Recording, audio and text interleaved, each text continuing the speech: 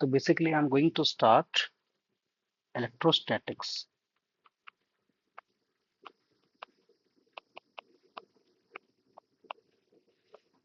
तो जो मैं इसमें जो पहला टॉपिक लेता हूँ वो लेता हूँ चार्ज। तो सर चार्ज क्या है? It is the fundamental property of matter. और ये क्या करता है बताओ? ये मैटर की प्रॉपर्टी को शो करता है, इसलिए हम क्या बोलते हैं? Fundamental property of matter. तो जो चार्ज है वो दो टाइप्स के हैं, एक पॉजिटिव है, एक नेगेटिव है। पॉजिटिव मतलब प्रोटॉन होता है और नेगेटिव चार्ज मतलब इलेक्ट्रॉन। तो सर इसका एसआई यूनिट क्या है? एसआई यूनिट क्या है? वो है coulomb. That is represented by capital C. इसका सर सीजीएस यूनिट क्या होता है? वो है स्टैट कूलम। ठीक है। अगर अब उसका मैं डायमेंशन लिखना चाहता हूँ, तो हमें पता है I is equal to Q by T. तो क्यू क्या हो जाएगा? आई करंट है यहाँ पे, तो आई इंटू टी हो गया। तो मैं इसका डायमेंशन अगर लिखना चाहूँ तो क्या होगा? करंट का ए होता है और टाइम का टी हो गया, तो ए टी क्या हो गया? इसका डायमेंशन हो गया। तो अगर मैं बात करूं कि अगर किसी बॉडी में चार्जिंग हो रही है, तो उसका मतलब क्या है? There is transfer of electron, है ना? तो इलेक्ट्रॉन का क्या हो रहा है? वहां पे ट्रांसफर हो रहा है। सर प्रोटॉन का क्यों नहीं हो रहा? क्योंकि प्रोटॉन कहाँ है? न्यूक्लियस में है। और जो जो रिवॉल्व हो रहा है वो क्या हो रहा है? ऑर्बिट में इलेक्ट्रॉन हो रहा है। तो ये बात तो क्लियर है सर। तो अगर मैं बोलना चाहूं कि अगर कोई बॉडी पॉजिटिवली चार्ज है, तो उसका मतलब ये है यहाँ पे इलेक्ट्रॉन क्या हो रहा है? रिमूव हो रहा है। इसका मतलब क्या है? जो मास है बॉडी का वो क्या हो रहा है? डिक्रीज हो रहा है। अगर कोई नेगेटिवली चार्ज बॉडी है, इसका मतलब क्या हो रहा है? इलेक्ट्रॉन क्या हो रहा है? ऐड हो रहा है। और जो मास है बॉडी का वो इंक्रीज हो रहा है। ये बात तो सर क्लियर है। अब मैं आता हूँ प्रॉपर्टीज ऑफ चार्ज पे।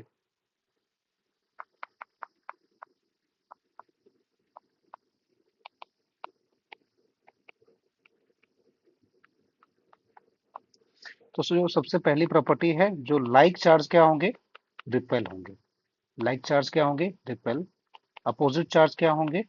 अट्रैक्ट होंगे, राइट। और मैं अगर दूसरी बात बोलना चाहूँ कि a charge body can attract neutral body, अरे सर कैसे? उसे क्या बोलते हैं? इंडक्शन, है ना? तो जैसे कि अगर मान लीजिए ये पॉजिटिवली चार्ज बॉडी है, that is charge by induction, ये कोई न्यूट्रल बॉडी है, तो सर इसमें क्या होगा? इस वाले साइड पे पॉजिटिव चार्ज क्या हो जाएगा? एक्युमुलेट हो जाएगा, इकट्ठा हो जाएगा, और यहाँ पे क्या हो जाएगा? नेगेटिव चार्ज इंड्यूस हो गया। अब ये दोनों अट्रैक्ट हो जाएंगे।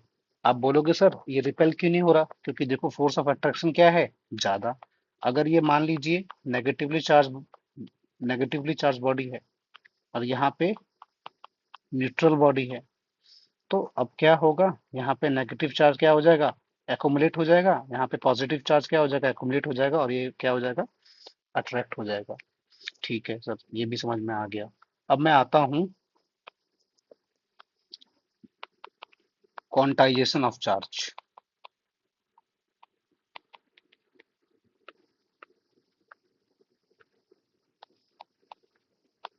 तो मिलिकर ने क्या बोला था कि चार्ज इज क्वांटाइज्ड, उन्होंने प्रूव किया था ऑयल ड्रॉप एक्सपेरिमेंट से। सर इसका मतलब क्या है? क्वांटाइजेशन मतलब क्या है? क्वांटाइज मतलब क्या है? फिक्स है, राइट। तो जैसे कि अगर मैं बोलता हूँ कि एक आइसक्रीम 10 रुपए का है, तो दो आइसक्रीम कितने का हो गया? 20 रुपीज। तीन आइसक्रीम कितने का हो गया? 30 रुपीज। चार आइसक्रीम कितने का हो गया? 40 रुपीज। तो क्या किया हमने यहाँ पे? हमने जो आइसक्रीम का प्राइस है वो फिक्स कर दिया। तो उसी तरीके से क्या बोलेंगे? जो कि charge exist on any body which is the it is the integral multiple of e, है ना? तो देखो यहाँ पे जो n है वो क्या है, number of electron transferred, number of electrons, ये भी बोल सकते हैं ना। और E क्या है, मिनिमम वैल्यू ऑफ चार्ज, वो कितना है, 1.6 इंटू 10⁻⁻19 कूलम। जो n है ना वो इंटीजर ही रहेगा, है ना, जैसे कि +-1, +-2, +-3 एंड सो ऑन। ये 1.2 नहीं हो सकता, ये 2.4 नहीं हो सकता, राइट ना। वो किस में रहेगा, इंटीग्रल मल्टीपल ऑफ ई में, है ना। यही किसने बोला था, मिलिकन साहब ने बोला था। ये बात तो सर क्लियर हो गई। अब मैं आता हूं कूलम्स लॉ पे आता हूं,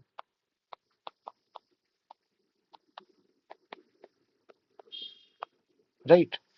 तो कूलम्स लॉ से हम क्या पता करते हैं, है ना, हम कैलकुलेट करते हैं electrostatic force between the 2 point charges. तो इसके बीच में बताओ, सेपरेशन मान लिया मैंने आर है, जो ये बच्चों ये फोर्स कैसा होगा, ये रिपल्सिव होगा। देखो ये फोर्स क्या है, इक्वल एंड अपोजिट है। तो मैं अल्टीमेटली क्या बोल सकता हूँ यहाँ से, एक्शन रिएक्शन पेयर। तो कूलम्स लॉ है क्या, तो ये बोला गया है कि जो फोर्स है that is directly proportional to product of their charges and inversely proportional to square of its distance between them. तो मैं अगर इसको प्रोपोर्शनलिटी साइन को हटाऊंगा तो यहाँ पे एक कांस्टेंट आता है, दैट इज के Q1 Q2 by are square. जो के की वैल्यू है वो क्या है, 1/4 पाई एप्सिलॉन नॉट। अभी बताता हूँ एप्सिलॉन नॉट होता क्या है। और इसकी वैल्यू कितनी होती है, 9 × 10⁻⁹ न्यूटन मीटर स्क्वायर पर कूलम स्क्वायर। तो सर अगर मैं इसको लिख दूं Q1 Q2/4 pi epsilon naught r square, और ये जो हमने फोर्स निकाला है ना, ये वैक्यूम में निकाला है, तो सर एप्सिलॉन नॉट है क्या, that is permittivity of vacuum और फ्री स्पेस भी बोलते हैं, ठीक है ना। तो जो हमने अल्टीमेटली जो फोर्स निकाला है किसमें निकाला है सर, वैक्यूम में निकाला है। जो एप्सिलॉन नॉट की जो वैल्यू होती है that is 8.8 into 10⁻⁻12 coulomb square पर न्यूटन मीटर स्क्वायर। अगर मैं इसका डायमेंशन निकालना चाहूँ, देखो यहाँ से निकाल सकते हैं हम। तो ये क्या हो गया, कूलम का क्या होगा, 80 होता है, तो ये A²T² हो गया। और ये न्यूटन फोर्स हो गया, तो ये क्या हो गया, MLT-2, और मीटर स्क्वायर का L² हो गया। तो इसको हम अल्टीमेटली सॉल्व करेंगे तो क्या आएगा, M⁻⁻1, L⁻⁻3, T⁻⁴, E⁻²। तो ये हमने क्या निकाल लिया, एप्सिलॉन नॉट का डायमेंशन भी निकाल लिया। ये बात भी क्लियर है। तो देखो अल्टीमेटली हम यहाँ से क्या कंक्लूड कर सकते हैं, तो कंक्लूड हम ये कर सकते हैं, ये मान लो Q1 है, ये Q2 है, चार्ज क्या सेपरेशन R है। तो देखो, तो ये फोर्स क्या था, इक्वल एंड अपोजिट। तो मैं अल्टीमेटली बोल सकता हूँ कि जो रेशियो ऑफ फोर्स है दैट इज -1:1, क्योंकि फोर्स क्या है, इक्वल एंड अपोजिट है। दूसरी बात मैं ये बोल सकता हूँ कि force is along line joining the charges. ये बात भी क्लियर है सर। अब मैं आता हूँ थर्ड पॉइंट पे जो कि बहुत इंपॉर्टेंट है। तो मैं अगर मान लो यहाँ पे चार्ज Q3 रख दूं, है ना, तो मैं यहाँ पे चार्ज Q3 रख दूं, तो बेटा जो ये फोर्स है between Q1 and Q2 which is not going to change, right, वो वही रहेगा, वो नहीं बदलेगा। तो इसका मतलब क्या है, force between two charges will not depend on presence of other charges। ठीक है, ये बात भी क्लियर है। अब मैं आगे बढ़ता हूँ। तो मैं देखो, अब ये तो हमने वैक्यूम में निकाल लिया। अब मैं बोलता हूँ कि इलेक्ट्रोस्टैटिक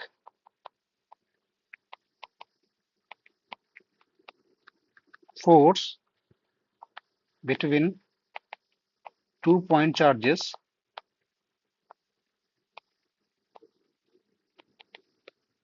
इन मीडियम। ठीक है।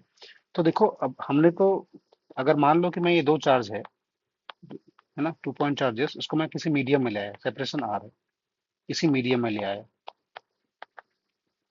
तो क्या होगा? तो फोर्स यहाँ पे चेंज हो जाएगा। देखो हमने ग्रेविटेशन में ये पढ़ा था कि अगर ये मान लो ये मास 1 है, ये 2 पॉइंट मासेस है, सेपरेशन आर है, तो फोर्स कैसा होता है?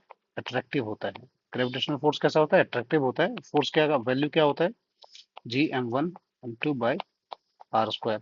तो इस 2 पॉइंट चार्जेस को मैं क्या करता हूँ, किसी मीडियम में लेके आ गया, किसी मीडियम में लेके आ गया, तो जो ग्रेविटेशनल फोर्स है वो क्या रहेगा? सेम रहेगा, है ना, वो चेंज नहीं होगा, है ना। But in case of electrostatic charge क्या हो जाएगा? फोर्स चेंज हो जाएगा। तो देखो हमने फोर्स वैक्यूम में निकाला था, Q1 Q2/4 pi epsilon not r²। ठीक है। अब ये फोर्स इन मीडियम क्या हो जाएगा बताओ? Q1 Q2/4 pi epsilon r² sir यहाँ पे एप्सिलॉन आर एक नया टर्म आ गया है, वो क्या है? That is relative permittivity of medium, right. अब देखो यहां से मैं इसको के भी बोल सकता हूँ, दैट इज व्हाट? डाइलेक्ट्रिक,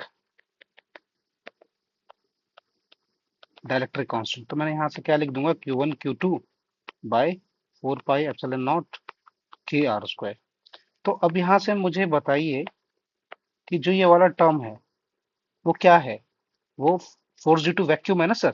तो ये क्या आ गया यहाँ से?